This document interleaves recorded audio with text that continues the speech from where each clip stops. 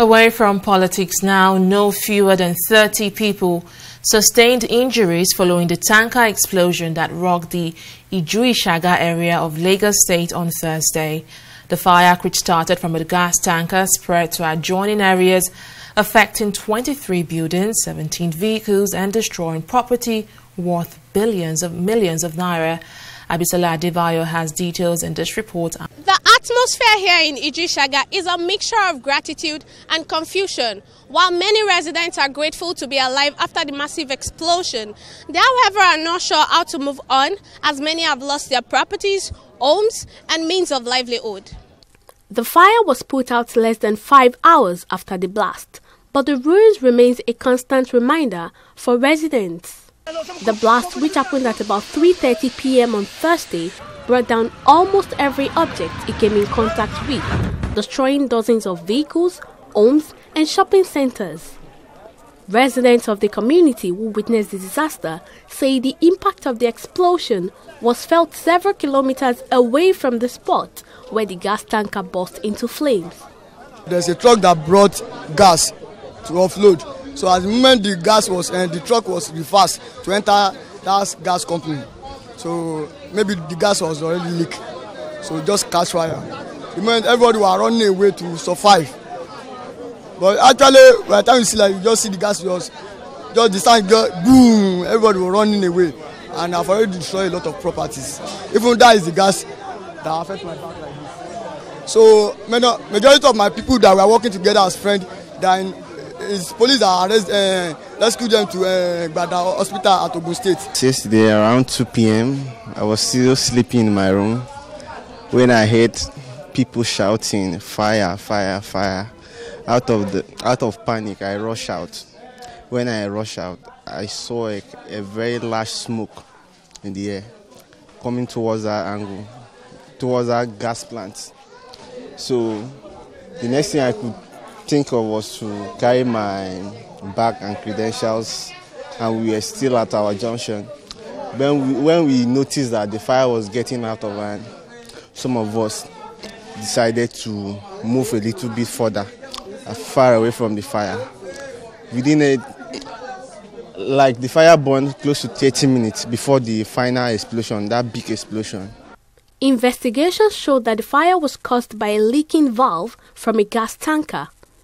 The National Emergency Management Agency is advocating attitudinal change from tanker drivers to prevent a reoccurrence of such disaster.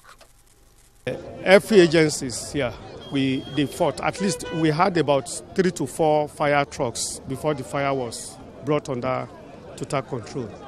We carried out initial assessments yesterday. We were at the clinic, the Iju Waterworks clinic, where we met all those who are injured. We need attitudinal change.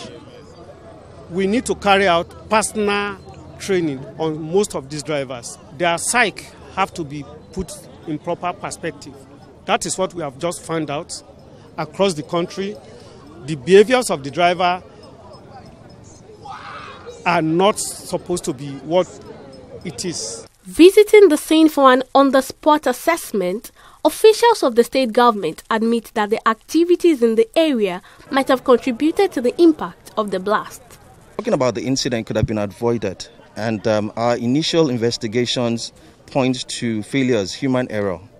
Obviously, there was some form of disagreement between the operators of the tank farm and the tanker driver that wanted to discharge. And in the bid to leave in this location, he got stuck on the muddy road. There was leakage from one of the seals. There was a source of ignition that led to the fire, the first explosion, which then affected so many other buildings and vehicles. But going back to the message, it's part of everyone's responsibility to ensure their safety. It's one of the messages that will continue to preach that safety is everyone's responsibility, and we have to be responsible. And that duty of care starts with the individual. we will continue to identify hotspots across the state. As you can see, this is a skid plant that it's a gas facility. Next to it is an automatic automobile yard, and there are possibilities that they might have been carrying hot works like welding, etc. And if there's a discharge and you have hot works, there's a possibility that you can get an explosion. Government's primary responsibility is to protect lives and properties. With this situation, I don't think we have anything to have been protected. Lots of scores were recorded, people were injured, properties destroyed, you can see. So this is saddening. And then, we continue to thank the state government for what they've done regarding the response teams. But then there's still the need for us to establish at this part of the state, a fire service station. This explosion is coming a day after a similar incident involving a petrol tanker which claimed the lives of over 20 people at Felele community in Kogi State. Abisola Adebayo, TV360, Lagos.